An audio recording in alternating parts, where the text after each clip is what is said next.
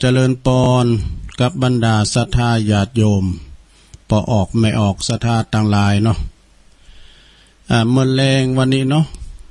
ต้นโตแห่งตุลุงชัยวัฒนาคเสโนก็ได้รับฉันทานุมัติจากอาจารย์ท่านพระครูอภิวัฒนวิกรมเปิ้นก็มีภาระทุนละเปิ้นก็ขอนิมนต์ตุลุงแตนบริหารเวลาไปก่อนนี่นะเนาะตุลุงก็ได้เข้ามาในรายการก็มานั่งรอตั้งเมื่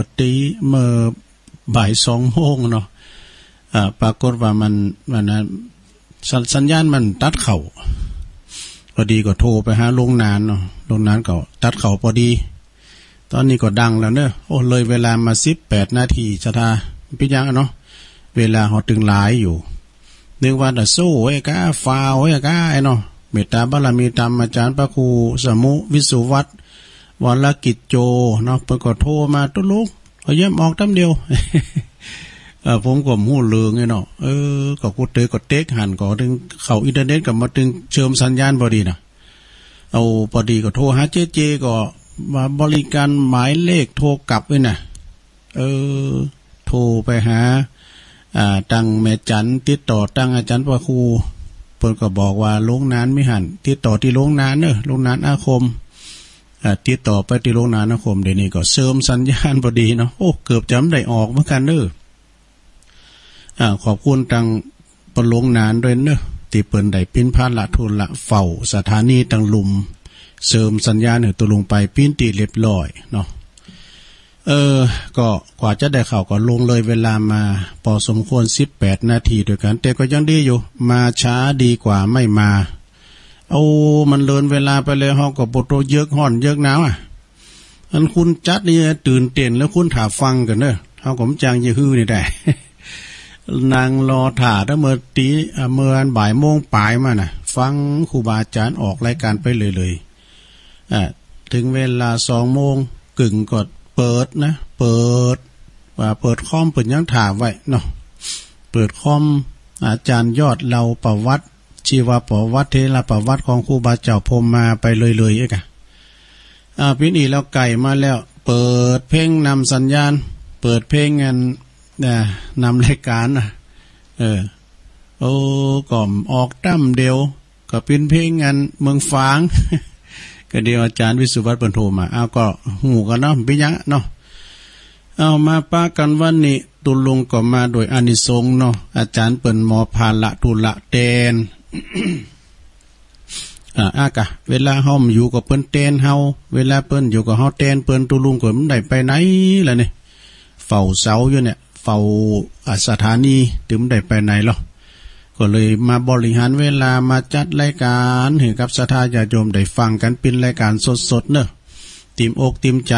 เนาะศรัทธาญาติโยมทั้งหลายเอาได้ฟังกันละขอบคุณในเมตตาบารมีธรรมต่างสถานีต่างๆบ่ว่าจะเป็นสถานีวิทยุนะเพื่อการศึกษาพระพุทธศาสนาและวัฒนธรรม FM 104.50 เมกะเฮิรตซ์เนาะวัดไฟหิน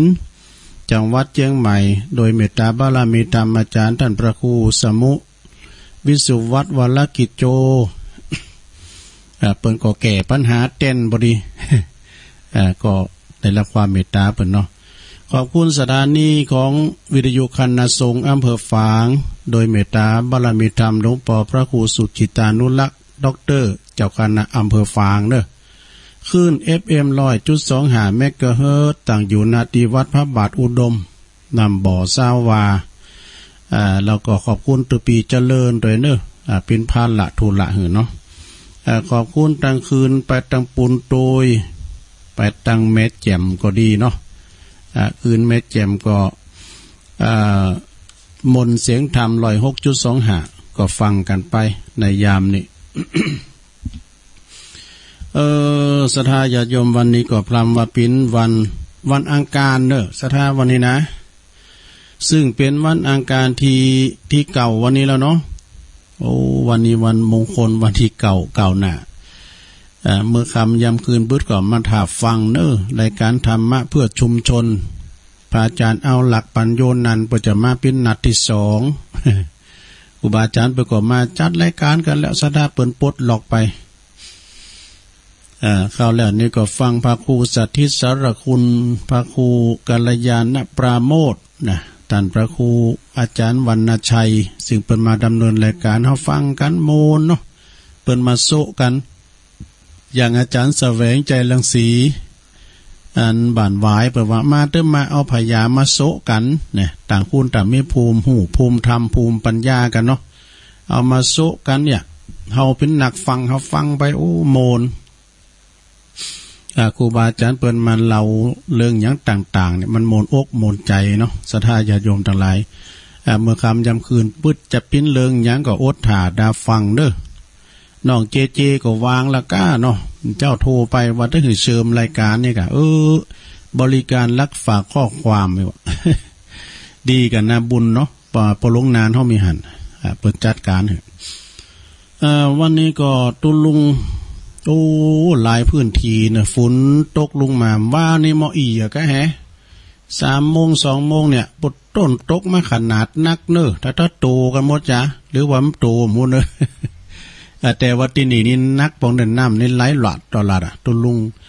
หันน้ำไหลลุงดอยตกหลายผมเลยวันนี้นี่แดดเสล่เนอะถ้าได้ย่างเพกรรมก็แฮเฮ็ดถอบจะออกรอบ2แล้วเนอะ ก็อย่างว่าได้การฝนตกมานี่ก็อาหารของคุณมันอยู่บุญเมืองฝ่า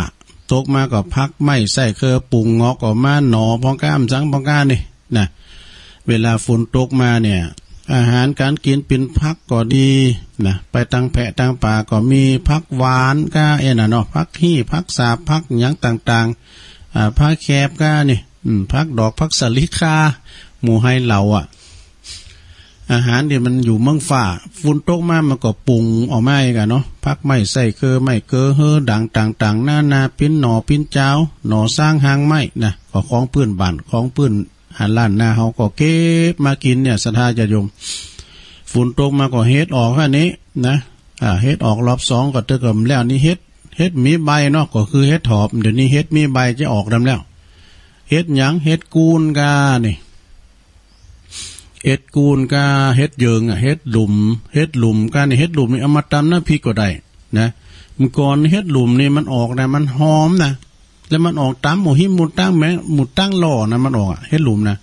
สับเตือเข้าไปหันมันเป็นใบนะมอกกุ๊บมอกหมกนี่เนอะเปิ้นเอามาแป้งตำน้ำพริกกับลำเถอะเฮ็ดหลุมนี่นะเฮ็ดแดงกานี่เฮ็ดกำปังหลังเหลือกเฮ็ดกำปังเนี่ยก็มันออกเป็นหมูมากันเนอะอย่างเฮ็ดคูนหมูมากันน่ะซะดา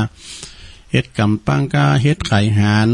เฮ็ดไข่หานนี่หรือว่าเฮ็ดเหลืองถมงโกงเฮ็ดถมงโกงเหลืองเฮ็ดถมงโกงขาวไอ้น่ะคุณยองไปว่าน่ะไปตังแม่ฟองว่าเฮ็ดโซโล่ไปตังไอ้เว้นปีไอ้ใต้โหฮอตังงานไอ้ลื่นลงว่าเฮ็ดตาควายมันว่าเหมือนกันน่ะว่าเหมือนกันเฮ็ดเหลืองกานี่บัดเดี๋ยวนี้เขาลิ้นไป2เด้อซะท่าก็จะไปส่องเฮ็ดนะมันมีตามันยังหันนี่เนาะมันจะเป็นแสงเรื่องมาหุมไว้จ้ะเนาะเป็นเรื่องแสงมาหุมไปเรียกว่าไปส่องพอนะแต่เฮ็ดถอบมันส่องมันได้แหละมันอยู่ปื้นดินต้องเอาคอไปเคาะเอาไฟส่องเนี่ยมันเด่นก่อนหน้าเฮ็ดถอบกะซะดาโอ้มว่านี่ไปงานเข้าดํปุโตแม่บ้านเปิ้นแกงมาเปิ้นผ่ากึ่งอ่อนแท้เนอะถ้าได้เฮ็ดถอบใหม่นะอาหารมาจากบุญเมืองฝ่าฝนตกมามันถึงออกหมดเนาะก่อนนี่ก็พอโตเดินหาเดินหกก็ไปแพะไปป่า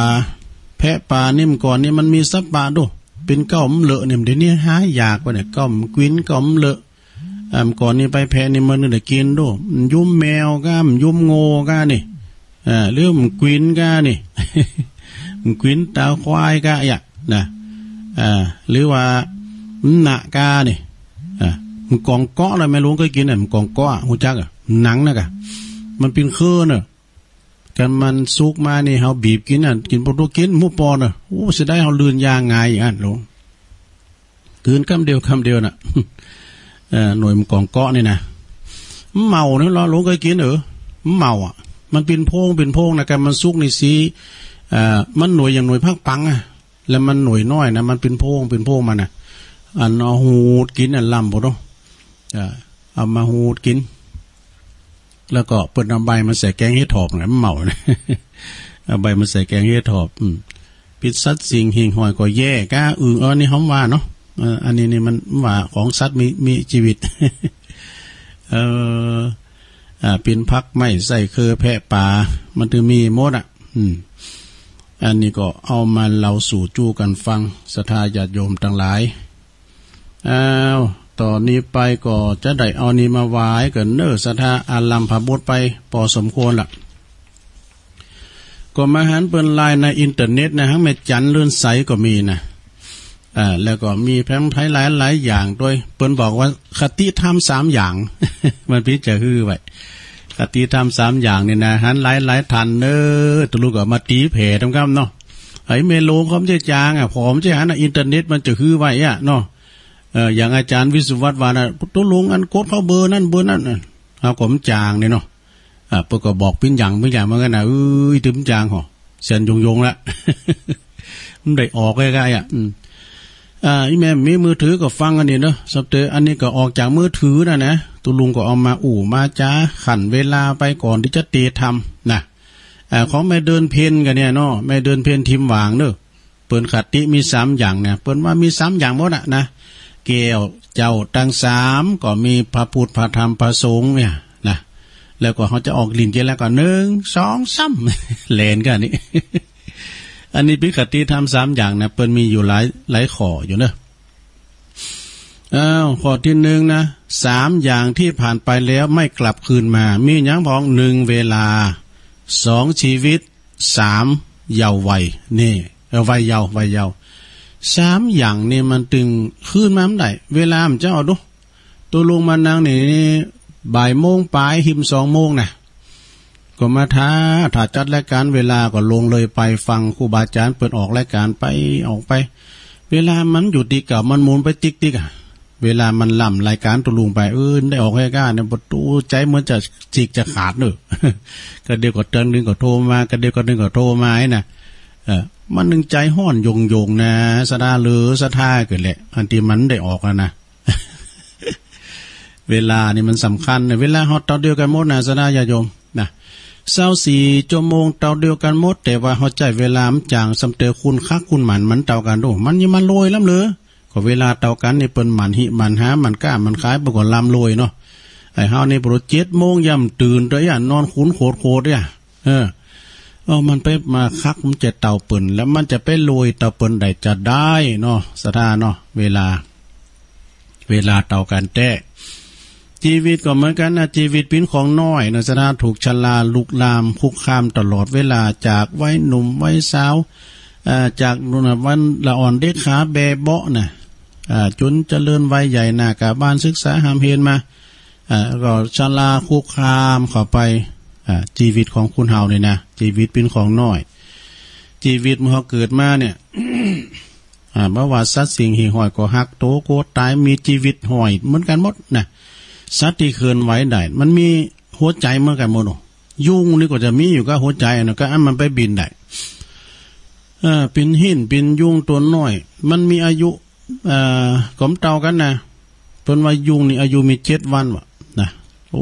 มันก็ว่ามึนที่สุดนะมีอายุ7 วันมันมีอายุของมันดอกแต่คุณเฮานี่มันก็เปิ้นว่าอายุไขของคุณเฮานี่นะ75 ปีว่ะอย่าเลยอย่างนั้นไป80 90 100ปลายนี่มันอยู่กับตามหน้าบุญเลยดอกเพิ่นว่านะชีวิตของคุณเฮา3วัยนี่วัยเยาว์นะเมื่อเฮ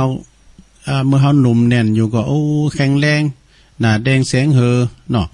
เวลาใหญ่หน้ากาบ้านมาหิหามาได้เก็บเงินเก็บทองตั้งรักตั้งฐาน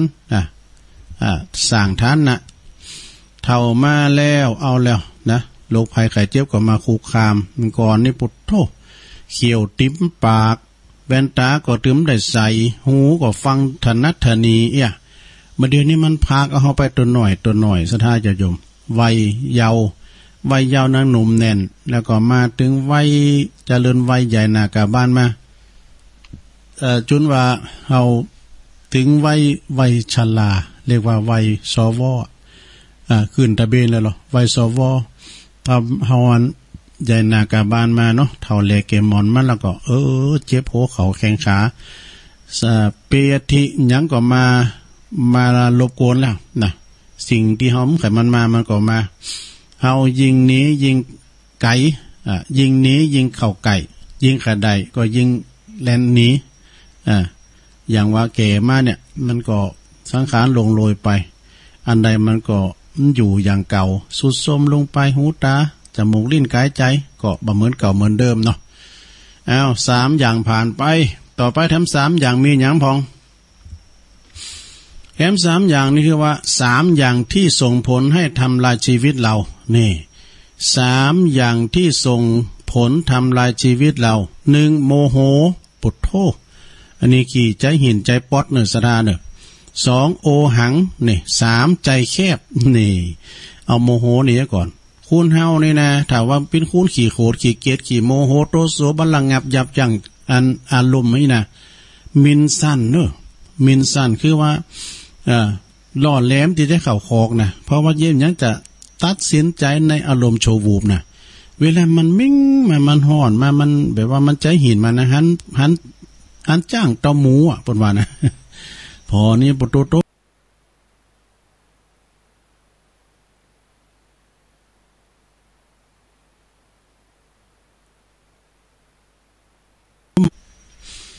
2นี่โอหังเนี่ยละพินจะได้โอหังนี่เปิ้นว่ามันแบบว่ายิงยะโสโอหังคือถ้านงในโต๊ะเก่าก็ฮะโอดเนาะโอดลำโอดรวยโอดมังโอดมีแล้วก็โอดหู้โอดรักเนาะโอหังเนี่ยนะยะโสโอหังเนี่ย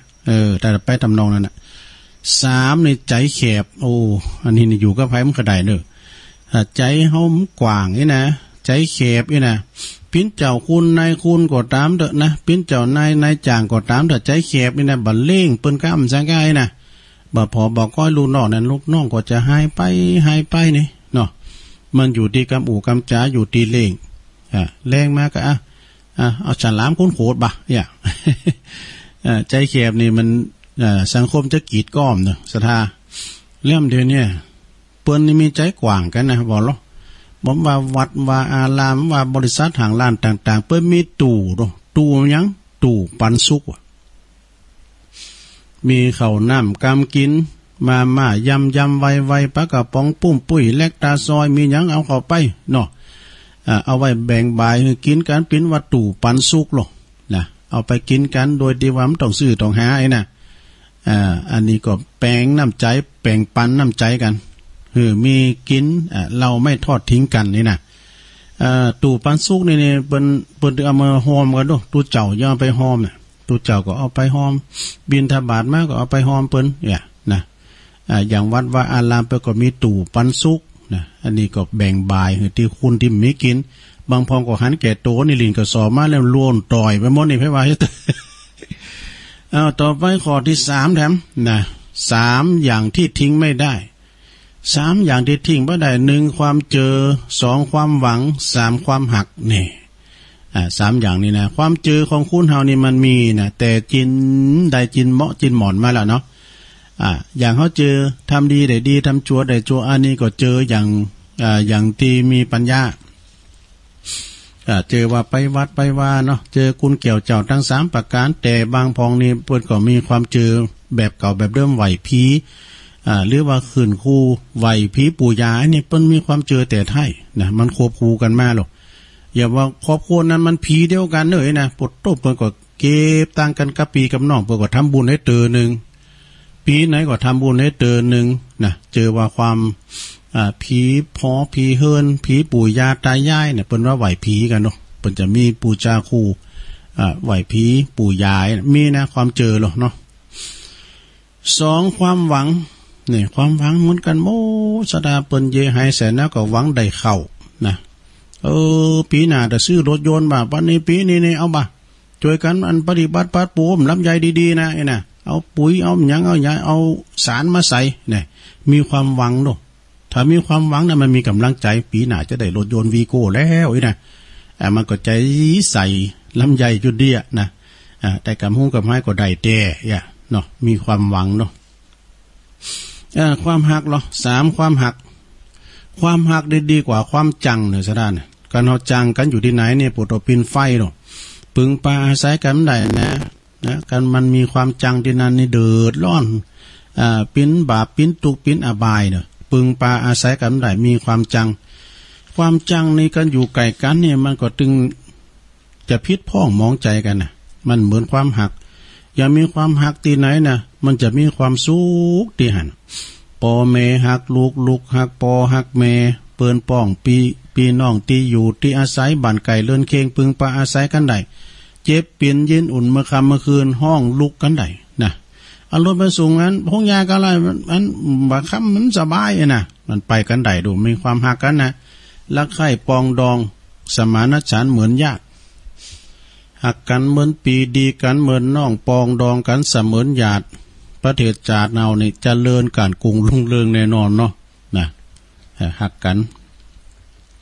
นเป็นการรักกันไว้เถิดเราเกิดร่วมแดนไทยจะเกิดพรรคไหนก็ไทยด้วยกันไอ้นะเอาไปแฮมขอแฮม3อย่างนะ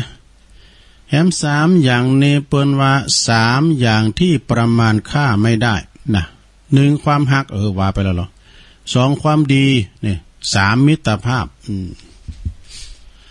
3อย่างนี้ก็เหมือนกันเนอะศรัทธาความหักนี่ก็อัลลัมพบทปะละนะข้อที่1ข้อที่2ความดีคุณเฮานี่ต้องความดีนะความดีมีในตัวแต่เฮามีคุณงามความดีนะศรัทธาญาติโยมว่าไผก็ตามเด้อครูบาอาจารย์พระสงฆ์องค์สังฆเจ้าเปิ้นมีศีลธรรมกรรมฐานประพฤติดีปฏิบัติชอบเป็นมีความดีอันเนี้ยนะทำให้ลูกศิษย์ลูกหาหลูบหลามตามตุ้ยนะเวลาจะกินจัดตั้นจะกึดจะสั่งเนี่ยก็หลูบหลามตามตุ้ยกันอันนี้คือความดีของครูบาอาจารย์เนาะ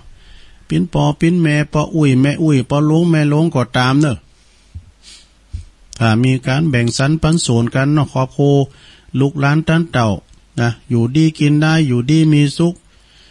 ทรัพย์สินมรดกตกทอดก็แบ่งสรรปันส่วนมันเต่ากันจะว่าอีหล่ามันเลงเห็นเนาะคือมันลายให้หน่อยนี่ก็ทั่วนะทั่วนะเฮินฮอเฮินนะหือหลายมันพอแม่พอปอยนะก็สมโคเนาะแล้วแต่มันบ่ถูกใจบ่อายเก่านะหมอยความดีอันนี้ แต่เฮามีคุณงามความดีไปแล้วนะแม่แต่เฮาลุ่มหายตายจากไปเขาก็จะโจดจันหาเนาะคุณงามความดีอันนี้ก็บัดนี้หายไปได้จะติดตามเฮาไปประดุจจะดังเงาติดตามตนตัวเฮาไปชั้นได้ก็ชั้นนั้นเด้อนะคุณงามความดีอันนี้นะลุ่มหายตายละก็เปิ้นจะโจดขานเป็นอนุสรณ์ให้ลูกหลานได้ฮู้ได้หันเนาะความดีเนี่ย3มิตรภาพเขาก็สร้างมิตรภาพต่อกันนะเนาะศรัทธาญาติโยมไปบ้านนั้นเมืองนั้นเขาไปหันไปนี่อย่าเขาสร้างมิตรภาพนี่กะอย่างที่เขาจะไปอันเมืองนานนี่กันนะสร้างมิตรภาพนะมิตรภาพเปิ้นก็มาตั้งเฮาก็เมื่อตั้งเปิ้นอย่างเมืองฟางก็ดีเมืองฟางก็เฮาไปตั้งเปิ้นแถมเปิ้นก็มาตั้งเฮา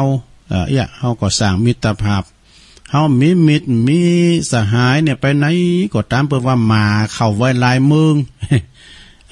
มาเข้าไว้ลายเมืองมาเข้าไว้ลายตายก็ฮะมาเข้าไว้ลายเมืองนี่นะ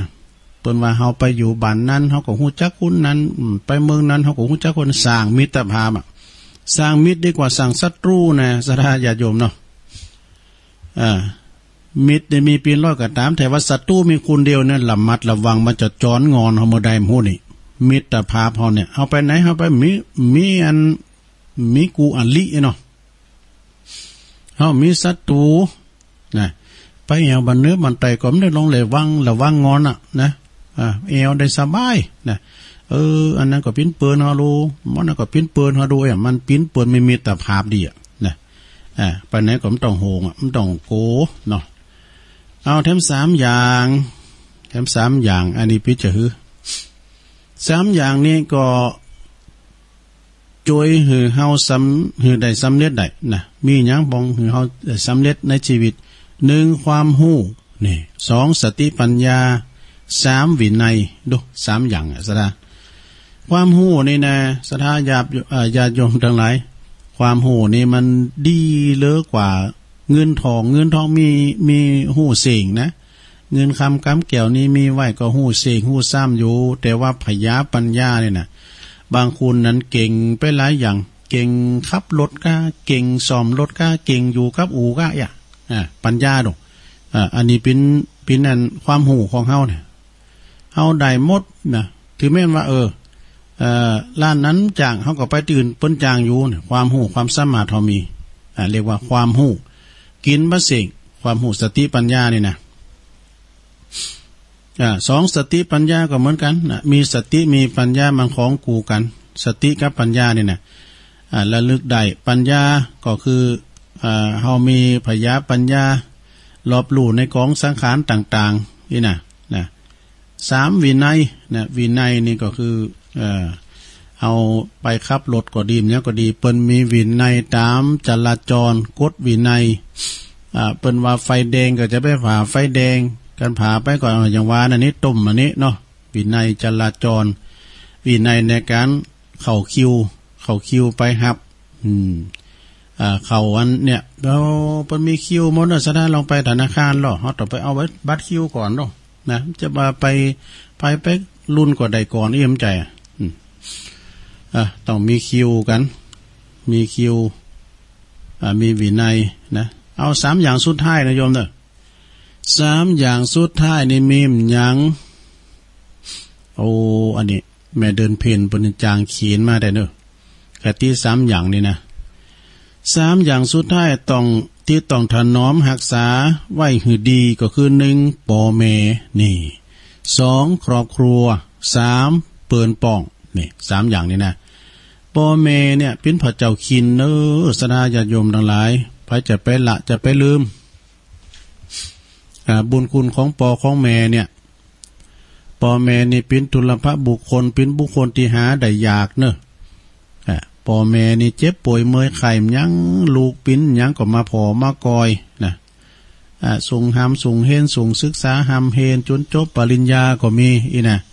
แต่บางคนนะก็ละบอละแม่หือหมอนซอกตอกพ่อแม่นี่อยู่กับบ้านกับจองสักเดือนเขาก็ไปรับจ้างอ่างบ่ายเนาะปีไหนก็มาเจอหนึ่งสักเดือนก็มกหมุนโมเมาอยู่ในกลุ่มหันแต่มาก็มีเวลาแต่มาก็มีสตังแต่มามีตึงสตังมีตึงเวลาเผื่อมาอีแม่อีปอมมีแล้ว จะไปลืมพระคุณของปอของแม่มีหนักหนาป้าป่านจะไปละไปลืมเผื่อเปิ้นปากมองต้องแห่งนะประเดี๋ยวนี้ยุควัยนี่เดี๋ยวนี้เปิ้นว่าเป็นวัยอันของผู้สูงวัยนะวัยนี้เป็นวัยที่ว่าคนเฒ่านักตุลุงก็เฒ่ามาแล้วเนาะ มันก็แก่ก็เฒ่าเยอะอย่างค้อมเฒ่าสักตื้อนะมันก็เฒ่ามาถึงวันยุคนี้มันยุคสู่คุณผู้สูงวัยคุณพลังงานที่ว่าเยการทำงานนี่มีไปน้อยเนอะสะท่าคุณที่วัยทำงานนี่จะมีไปน้อยตื่นมือถึงวันนี่นะแต่คุณศึกษาหามเฮนเนี่ยก็มีไปน้อยเพราะว่าอย่างห้องเฮนนี่ก็ยังอยู่ไปเป็นตีเนาะอยู่เพนรวมกันพันเนนก่อนเดี๋ยวนี้ก็น้อยไปเนี่ยมันก็น้อยไปนะฉะนั้นก็พ่อแม่บางคนนี่มีลูกตั้ง7ตั้ง8สมัยเมื่อก่อนเนาะเดี๋ยวนี้มีคนเดียวสัมพองก็มีเลยนะก็มีเลยนี่ก็นะเกเอาให้พองเพราะว่าเฒ่ามาเนาะแต่มีปัญหาเนาะไผจะมาพอคอยดูแลอีกเนาะ2ครอบครัวนี่ครอบครัวเฮาก่อนนี่ก็กินข้าวนี่แต่ว่าพ่อแม่มาเนี่ยไม่ได้กินได้หรอกต้องพ่อแม่มานั่งพร้อมกันก่อนถึงลูกพ่อแม่ลูกจะกินได้ลูกปอจำก่อนนี่แต่ลูกก็จะต้วยไปกันเข่ามดกับป้อเข้ากันปอเขาต้วยบอมแท้เนี่ยปุถุอาปากอย่างลูกนกเนาะป้อเข่าก่อนนี่ปอเข่ามันโคตรเข่าหมดลูกโคตรเข่าของลูกมันนะเนี่ยมันมีความผูกพันกันก่อนนะเนาะมีความผูกพันกันนะครอบครัวก่อนเนี่ยลูกตั้ง7ตั้ง8พ่อแม่เลี้ยงได้มาเดี๋ยวนี้ลูกคนเดียวเลี้ยงป้อมกลุ่มเอาไปไม่ลงบุญ ครอบครัวเนาะ สุดท้ายนายโยมเนาะเปิ้นป้องเนี่ยเปิ้นป้องนี่ เขาก็มีเหมือนกันหมดนะมีพักโพเปิ้นพ้องเปิ้นพ้องที่ดีก็เขาก็จะไปขอบคุณที่บดีขอบคุณที่ดีเนาะอันนี้ก็คือ3อย่างมีหลายข้อเด้อคติธรรม3อย่างนี่นะขอบคุณแม่เดือนเพ็ญทิมวางเนี่ยอันนี้เปิ้นพิมพ์มาตุลุงก็ขอเปิ้นน่ะนะเอามาแก้คัดขันรายการนี่กะนะมืดมาติ๊กๆเดี๋ยวเปิดไฟกันเด้อเปิดโอ้สุมาเด้อเอาแขนไปตามถุงไม้ตุลุงก็เจ้าว่าทำกันเนอสถานเนอ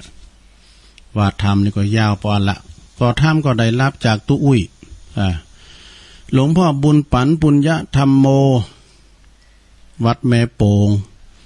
เป็นธรรมสุดที่2นี่แล้วสุดก่อนนี่ก็ย้ำเตะเสียงแต่นะหลวงพ่อนี่เปิ้นแต่ส่งธรรมมาเป็นธรรมบรรยายได้ไข่ทั้งนั้นเนาะเป็นธรรมบรรยายแล้วก็มีกระเรื่องกับความปิ้นความตายอันนี้ก็หัวเลาะเยาะความตายนะหัวเลาะเยาะความตายมันปิ้นจะใดก็เดี๋ยวก็โอถาดาฟังก็เริ่มไล่ผูกอยู่เนอะแล้วก็ผูกวันพัฒนานี้จะเตะธรรมมงคลในกรรมนะก็ทำก็ของอาจารย์ท่านพระครูอภิวัฒนวิกรมโดยเปิ้นก็ส่งมาให้ตุลุงเหมือนกันเป็นธรรมแต่ก็จะเตะเห็นครับโยมเจนิดเนาะตลาดเมืองใหม่ตลาดเดียวกันเนอะ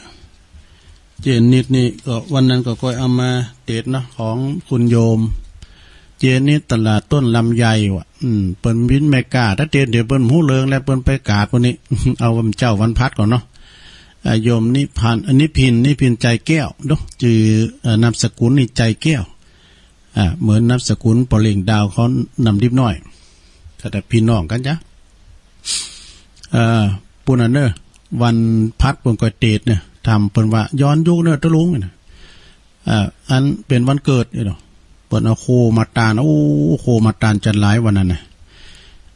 เป็นแพ็กเลยนะเป็นไข่ไก่ก็เอกเป็นเล็กตาซอยเป็นโอวันตินเป็นอันมาหลายอย่างนะแล้วก็อันนั้นก็เอามาเป็นกิลอนน้ำปลาก็สอดก็นะบุญก่อนเนอะเจเนอะวันพัดมาก่อนเนอะก็เต็ด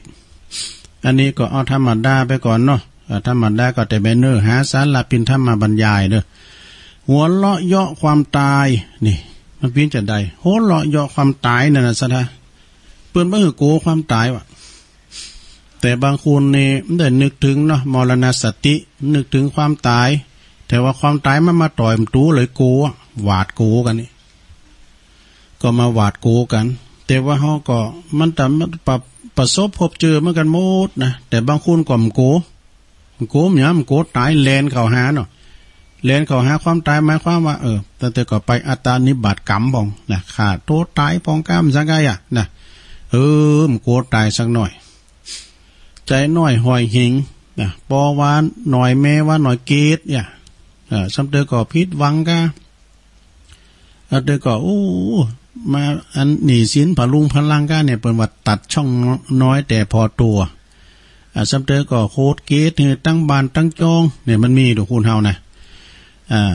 สัมพองก็หนีพายุพายาตอัมปาดมันมาเบียดเบนนี่นะมันมีสัปปะนะคุณเฮาเลยนะแต่ก็มันก็เป็นกรรมไผกรรมมันนะศรัทธาญาติโยมเนาะกรรมไผกรรมมันเปิ้นสร้างบุญมาอย่างนั้นจะว่าคุณธรรมดาสามัญนี่นะสำเตือนนะเปิ้นปิ้นแพ้ปู่ใหญ่ปู่โตพุ่นนะเป็นด็อกเตอร์การปริญญาการเนี่ยเปิ้นยังทำอัตตวิบากกรรมนะคือทำลายโต๊ะเก่าจนสำเร็จเนี่ยมันแล้วแต่กรรมไผบุญมันเนาะศรัทธาอย่างฟังธรรมผู้นี้เนี่ยมันจะปิ้นจะใดเราลองฟังพอเนาะขอบคุณทางหลวงพ่อตุอุ้ยเนาะหลวงพ่อบุญปันปุญญธรรมโมวัดแม่โป่งดอยสะเก็ดเปิ้นฝากมาให้ตุลุงอ่านนะเปิ้นตานธรรมเนอะอันนี้หลวงปู่ปิ้นเจ้าภาพนะเนาะฟังธรรมเกินนะโมตัสสะภะคะวะโตอะระหะโตสัมมาสัมพุทธัสสะนะโมตัสสะภะคะวะโตอะระหะโตสัมมาสัมพุทธัสสะนะโมตัสสะภะคะวะโตอะระหะโตสัมมาสัมพุทธัสสะ ทหราจะมหันตาจะเยพาลาเยจะปันทิตาสัพเปมัจจุวสังยันติสัพเปมัจจุปรายนาติณโอกาสบัดนี้ก็จักได้แสดงประธรรมเทศนาพรรณนาสัทธุธรรมคำสอนขององค์สมเด็จพระสัมมาสัมพุทธเจ้าหนึ่งในงานชาปนกิจเพื่อจักได้ส่งเสริมสติปัญญาเนาะเพื่อปิดเจรณาหันความตายเป็นเหลืองธรรมดานะและก็เปิดฉลองศรัทธาแก่ท่านเจ้าภาพเนาะพร้อมกับพุทธศาสนิกชนทั้งหลายพระธรรมเทศนาที่จะนำมาแสดงในวันนี้ชื่อว่าหัวเลาะเยาะความตาย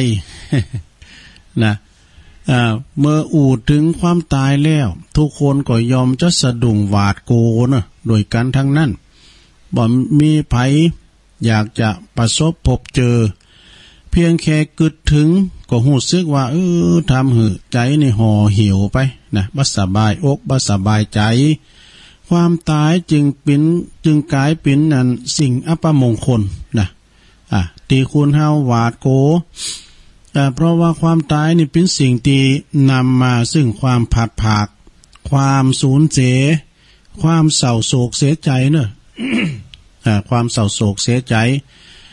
เรื่องที่จะทำหือเสียจะเรื่องที่จะทำหือเย็นทำใจหือเย็นหรือโหนเลาะเยาะกับความตายนั้น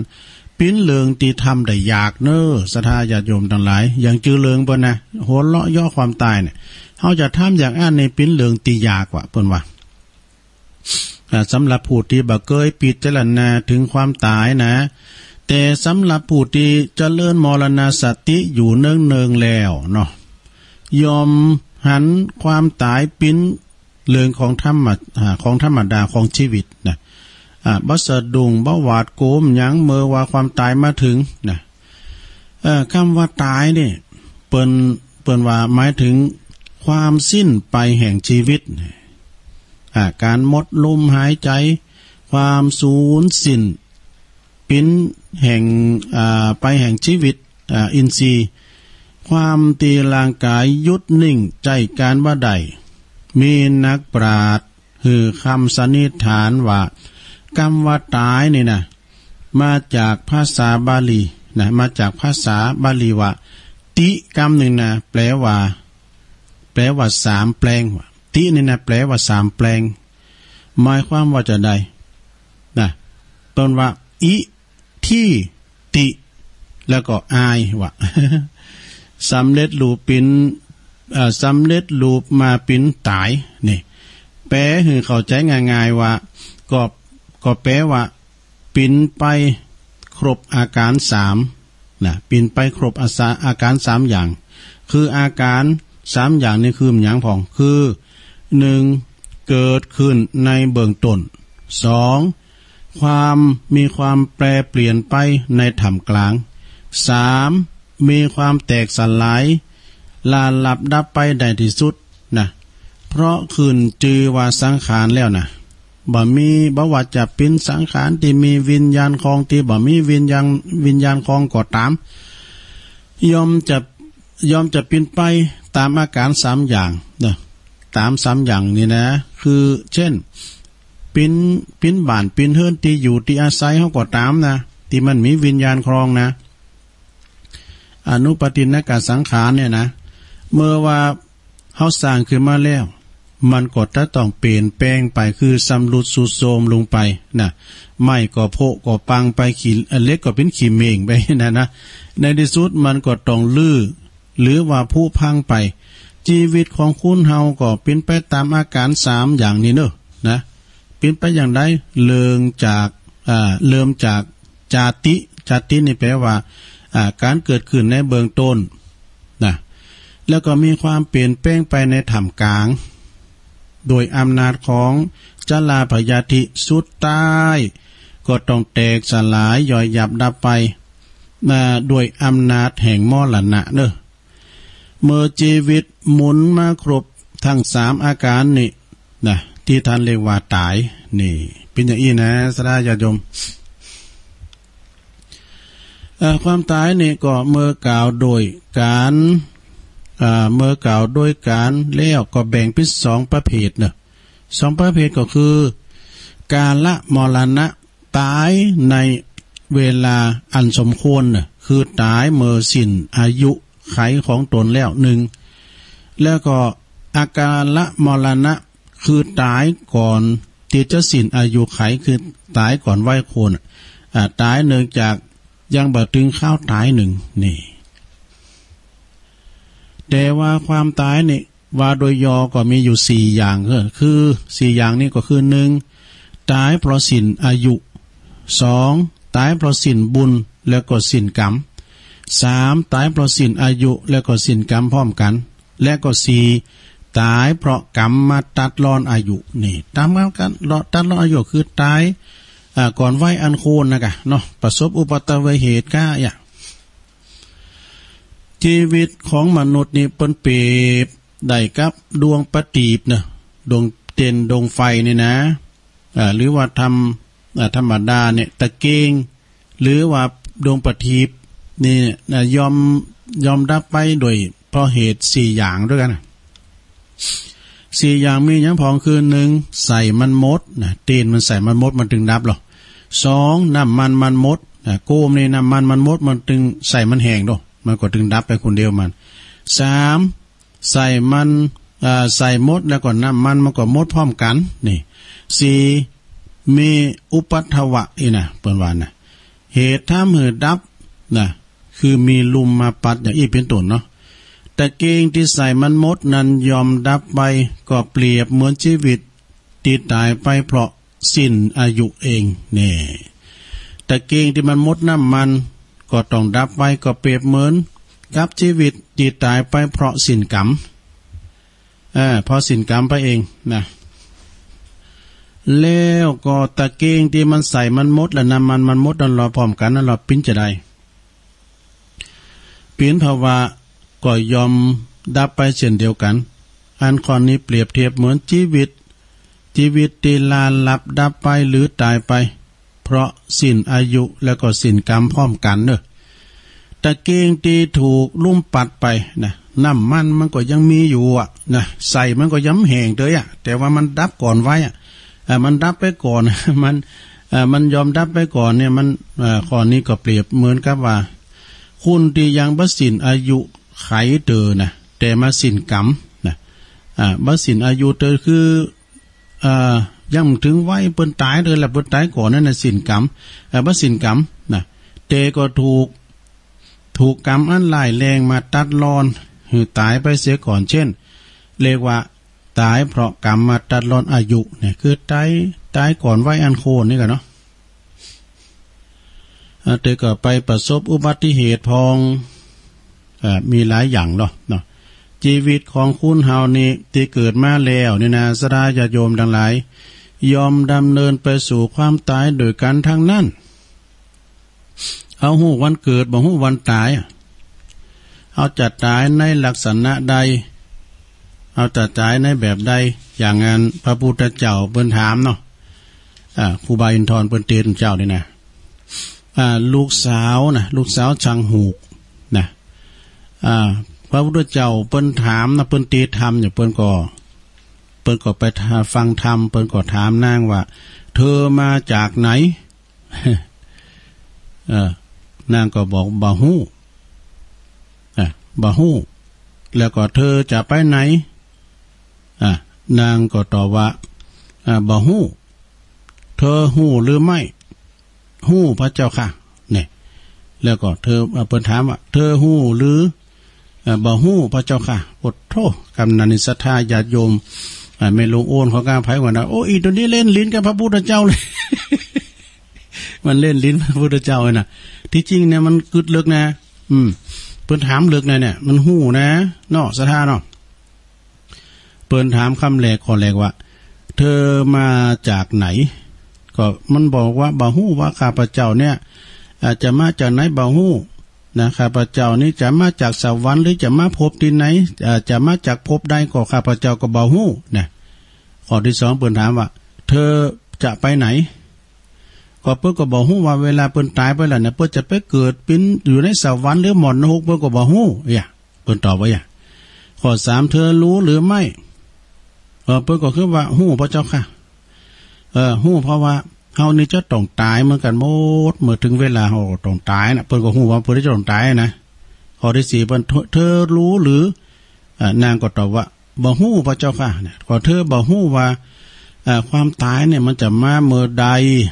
เขาจะตายตีไหนมันบ่ฮู้นะมันบ่ฮู้คิงนะอีน่ะเนาะอันนี้นางตอบว่าพุทโตหลงโอนเขานี่ สุมาเนี่ยคุณที่เปิ้นฟังนะครับว่าเปิ้นลิ้นกับพระพุทธเจ้าแต่ความจริงเปิ้นถามปัญหาลึกนะสะดาเนาะบ่ว่าจะเป็นเด็กหรือว่าละอ่อนหรือว่าผู้ใหญ่อายุน้อยอายุนักคนโง่คนฉลาดก็จะหลีกหนีความตายไปบ่โป้นนะดังที่พระพุทธภาษิต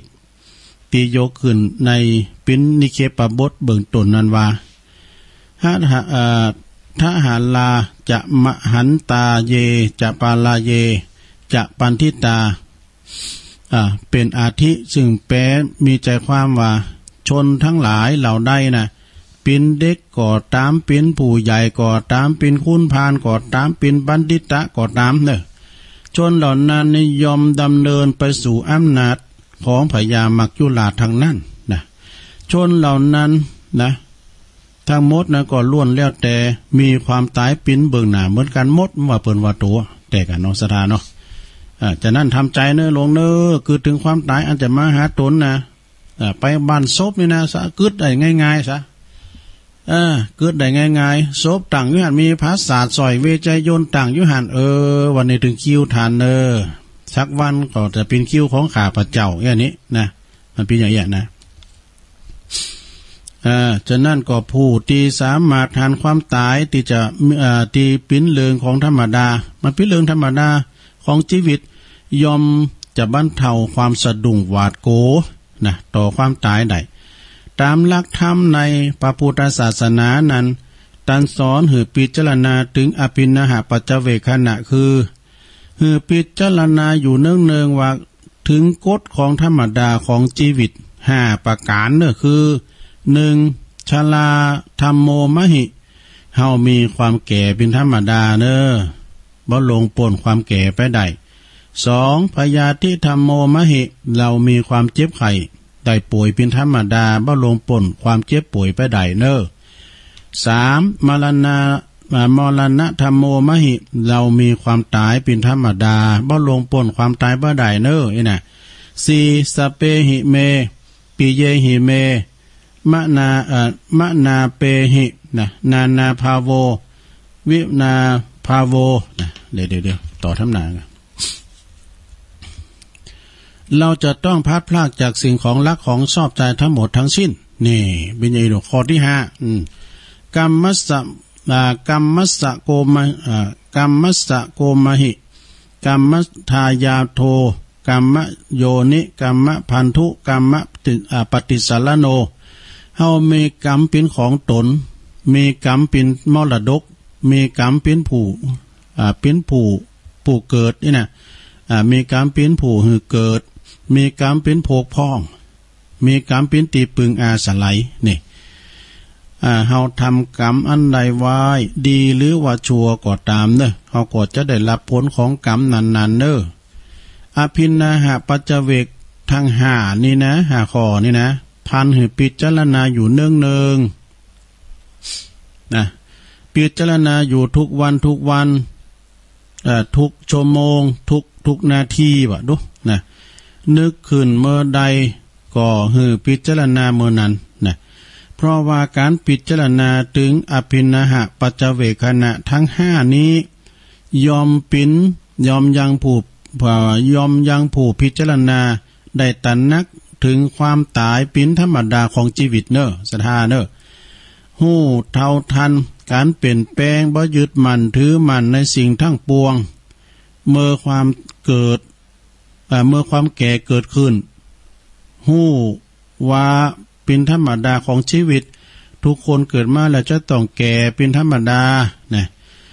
บัดตื่นตระหนกตกใจเสีย เมื่อถูกความเจ็บไข้ได้ป่วยมาคุกคามก็จะมีสติดำรงมั่นหาทางเยียวยาต่อไปแม้ว่าจะเป็นโรคหยังก็ตามนะ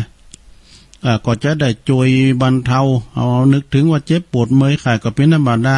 ก็จะได้ช่วยบรรเทาความเสียใจหรือเบาบางลงนะผ่อนนักหรือปินเบาตั้งสติบอกตัวเองได้ว่าเวลานี้นะเวลาที่เฮาเหลืออยู่เนี่ยนะอย่างตัวลุงน่ะเหลืออยู่แฮม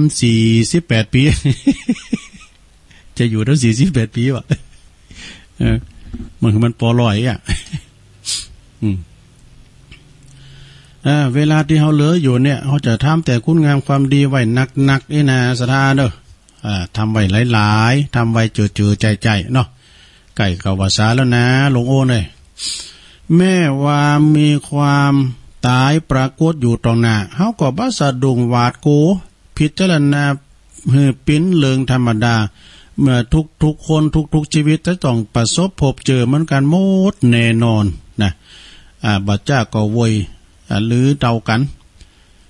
ผู้ที่พิจารณาถึงความตายอยู่เนืองนี่ท่านเรียกว่าท่านเรียกอีกอย่างหนึ่งว่าเจริญมรณสตินี่เป็นอย่างนี้นะสดาเนี่ยคือการพิจารณาถึงความตายและก็ผู้ที่เจริญมรณสติอยู่เนืองนี่นะยอมได้รับอานิสงส์คือหนึ่งป้องกันความสะดุ้งหวาดโกอันเกิด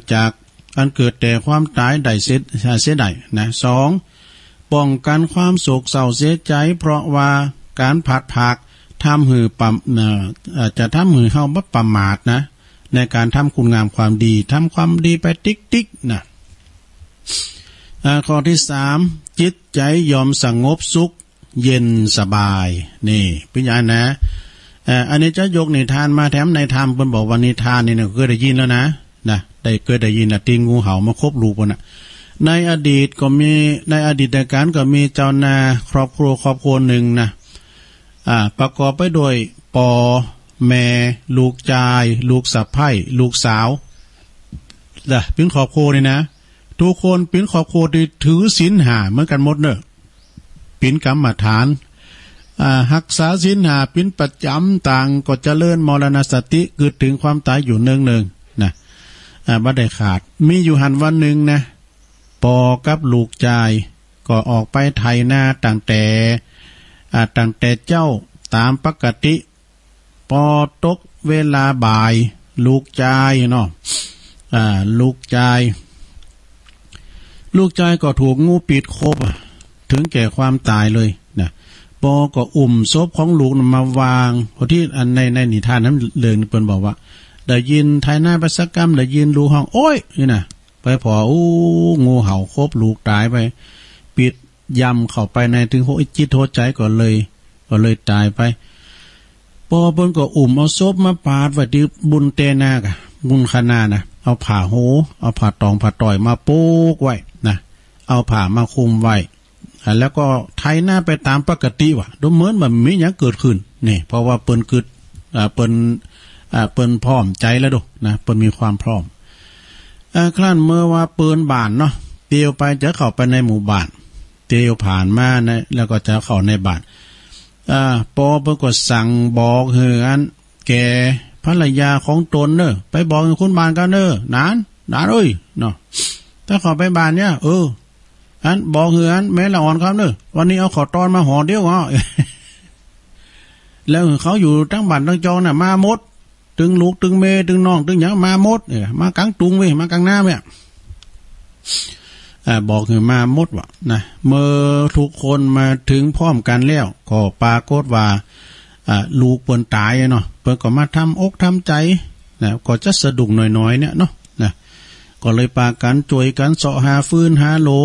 นะเอามากองกอกกันไว้ปิ่นเชิงตะกอนแล้วก็ศพนั้นยกขึ้นไปเผากันอย่างง่ายๆนะขณะที่ไฟใหม่ศพนั้นก็พิจารณาไปคูณเฮาก็เอี้ยเนาะตึกอันละก็ตึงตายเหมือนกันหมดตายดีก็ตายให้ตายก่อนก็ตายรุ่นนี่นะมีเจ้าบ้านตั้งหลายเขามามุงดูพอแล้วก็เขาก็เลยโจทย์ถามกันขึ้นมาว่าเอาคุณที่ท่านตายคุณที่ท่านเผาน่ะ เปิ้นปิ้นหยังกับพวกท่านเนี่ยเปิ้นปิ้นหยังกับพวกท่านเมื่อฮู้ว่าปิ้นญาติเช่นนั้นก็จึงได้ถามว่าทำไมพวกเจ้าเขาทั้งหลายเนี่ยจึงเหตุฉันไหนพวกท่านจึงบ่มีอาการโศกเศร้าเหงามองเสียอกเสียใจอย่างเลยนี่นะเปิ้นถามต่างปัญหาถามไม่รู้พอเปิ้นก็ได้บอกว่าท่านทั้งหลายเอ้ย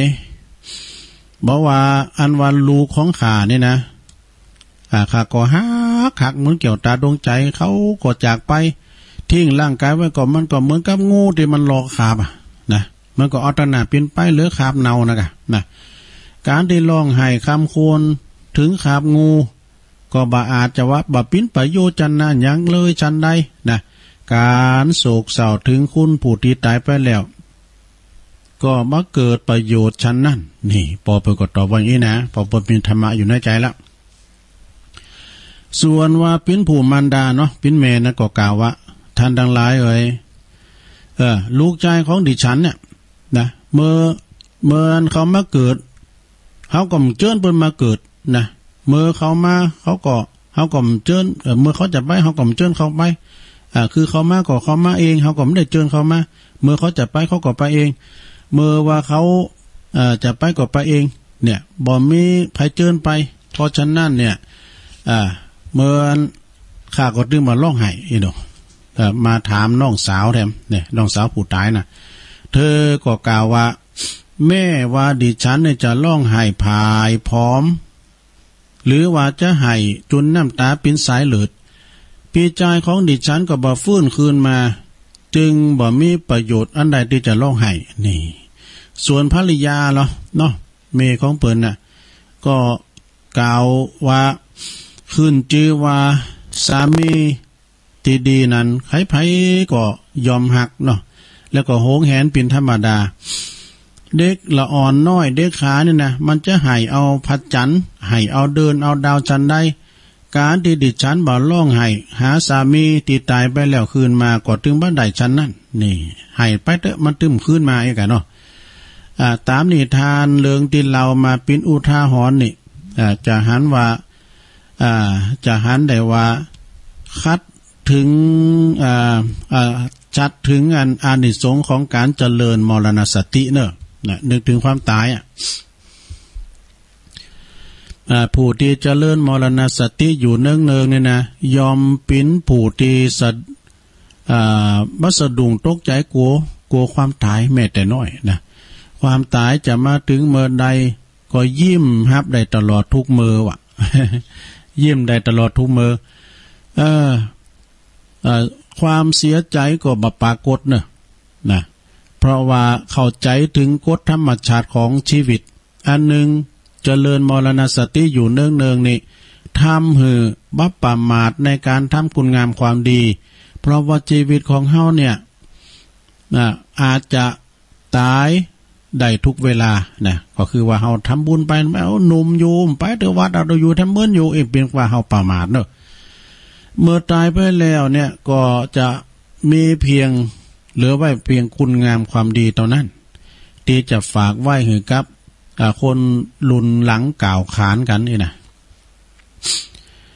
แล้วก็เป็นสิ่งเดียวที่จะช่วยตามหมุนให้แก่เฮาในโลกหน้าด้วยยิ่งหากพิจารณาถึงความตายใด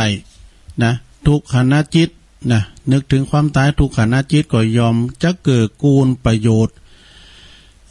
ยังจิตของผู้นั้นหือสงบได้บักกะวนกะวายกับความตายผู้ที่พิจารณาถึงความตายหันปิ้นเลิงปกติธรรมดา ก็ สมาเนี่ยก็ยอมประมาทเนาะยอมบ่ประมาทยอมบ่ประมาทในการทำคุณงามความดีถึงพร้อมเช่นนี้แล้ว